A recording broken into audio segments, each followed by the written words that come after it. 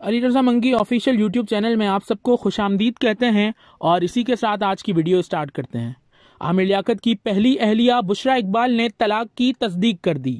پاکستان تحریک انصاف کے رہنما اور قومی اسمبلی کے رکن عامر لیاقت کی پہلی اہلیہ سیدہ بشریٰ اقبال نے ان کی اور عامر لیاقت کی طلاق کو تصدیق کر دی۔ گزشتہ روز بشریٰ اقبال نے پہلی بار عامر لیاقت کے ساتھ اپنی علیحدگی کی خبر سوشل میڈیا کے ذریعے لوگوں کے ساتھ شیئر کی۔ انہوں نے social networking sites Instagram اور ٹویٹر پر اپنی اور عامر لیاقت حسین کی طلاق کی تصدیق کرتے ہوئے کہا، گزشتہ روز بشریٰ اقبال نے پہلی بار عامر لیاقت کے ساتھ اپنی علیحدگی کی خبر سوشل میڈیا کے ذریعے لوگوں کے ساتھ شیئر کی۔